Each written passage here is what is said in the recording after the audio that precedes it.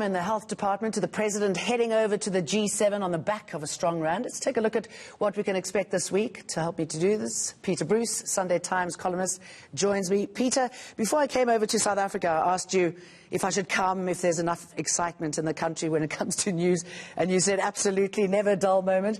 And that's the case now for the health minister, isn't it? I mean, there are rumours that he's thrown some of his colleagues under the bus. How important is this for Zweli Mkhize and the president?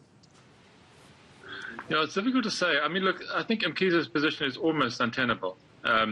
Money from his department has gone to four friends of his, and some of it's bounced back to his own family. So he can't survive that. And I'm sure he knows that, and I'm sure the president knows it as well. Politically, Mkhize is a potential rival to Cyril Ramaphosa. He's a very ambitious guy. He very, very badly wanted to at least get into the top 6 of the ANC at the last elective conference in December 2017 and failed. And Ramaphosa was very quick to award him with a very senior post in the government, which he's had. And he hasn't had a bad pandemic in the sense that he started off well in terms of recognizing the seriousness of it all, and making recommendations about how to respond. He's also culpable, I'm afraid, in a complete failure of the vaccine program.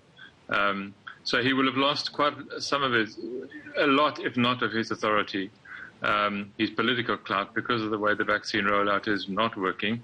And Ramaphosa will let him go. He'll have to, I think. And I don't think it leaves much of a stain on Ramaphosa. It gives him more opportunity to do the reshuffle he wants to do anyway. And it'll give him, it'll just give him more options. Okay, let's touch on the vaccine that you mentioned. I mean, we're at the bottom of the continent and nearly bottom of the pile when it comes to the vaccines. Now we hear that we should have kept AstraZeneca after all. Well, I mean, that's just obvious, I mean, what we failed to do is, we keep on accusing the wealthier world of being greedy and of buying everything. And it's exactly what we should have done. We have failed to hedge our bets, basically. We've gone big on Johnson & Johnson. We've gone big on Pfizer. We've walked away from Moderna, which has developed a vaccine actually for our dominant variant in South Africa.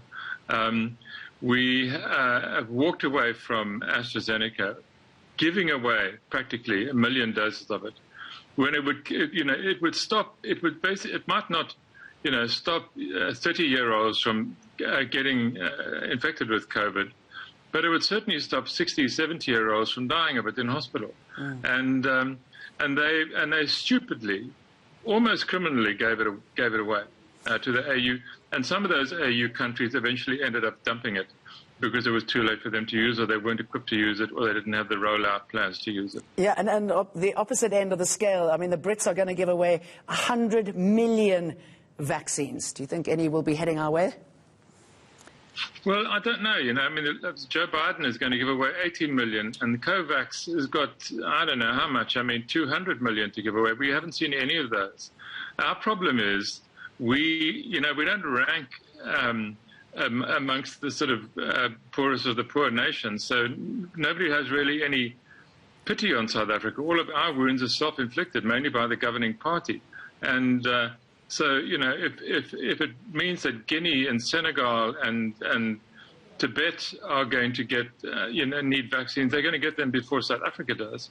We have the capacity to produce, at least under license, to bottle vaccines even. And unfortunately, we bet big on Johnson's, and Johnson's have got themselves we bet too big on Johnson's, and, they've been stuck now for a month, which has caused all kinds of trouble with our rollout. Okay, but Peter, what do you know about the bail application that we're going to see tomorrow? That's Iqbal Sharif. He was linked to the Guptas, involved in allegedly defrauding the Free State Agricultural Department. Yeah. So Iqbal Sharif is an interesting character. He was, he used to be senior guy. I think he was a deputy director in what was the DTI, Department of Trade and Industry. And either the Guptas or their lieutenant, Salim Essa, was close to this guy and became friends with him. And out of the blue, he was named, I think in 2011, early 2011 or mid-2010, Malusi Gigaba took his name to the cabinet as it was a day of almost infamy in state capture, actually, where Gigaba proposed a whole raft of changes of the leadership of SOEs. And the one he wanted to give to Iqbal Sharif was he wanted to make him chairman of Transnet. And the cabinet accepted most of his changes, which included all of the leadership at Eskom and Denel and elsewhere. But they pushed back on Sharma for some reason or other. And he didn't get to make him, or the Guptas didn't get to make him chairman of Transnet.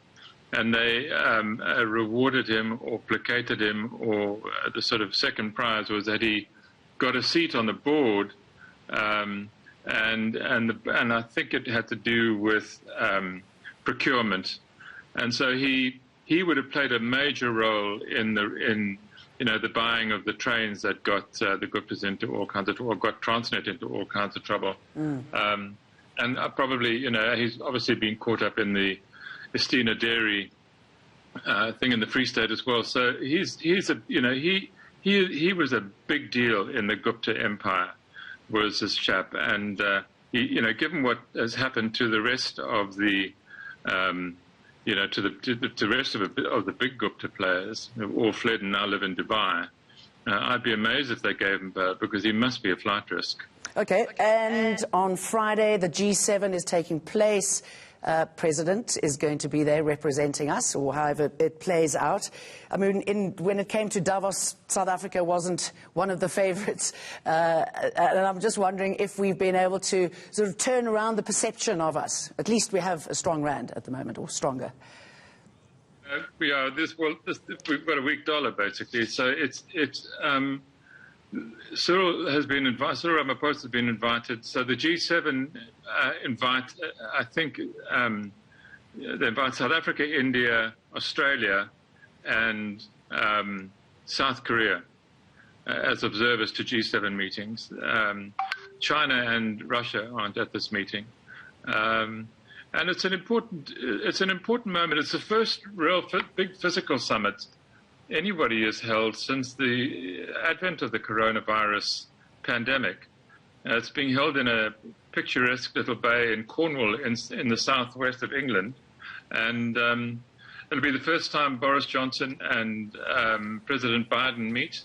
The discussion will center on the transition out of pandemic and into a more sort of green economy, which will be a little embarrassing, I think, for Cyril Ramaphosa, because he will represent, of all the countries there, the one with the most. I think I'm right in saying, don't hold me to it, but I think of all the G7 countries and the 4 observers, we will be the one that produces the most carbon per capita at that meeting, and they're going to be talking about how to come out of the pandemic and release more vaccines to developing countries and poorer countries. But they're also going to be talking about how to secure a much more green environment afterwards. And it's very important to the Western world, the transition from carbon to renewable energy. And it's hard to see President Ramaphosa contributing in any positive way when you have Gwede Mantashe back at home bringing in ships that are going to belch smoke in South African ports while they produce electricity for the next 20 years. For 20 years, and our obsession with coal. Peter Bruce, we're going to have to leave it there. Thank you very much. Enjoy the rest of your evening.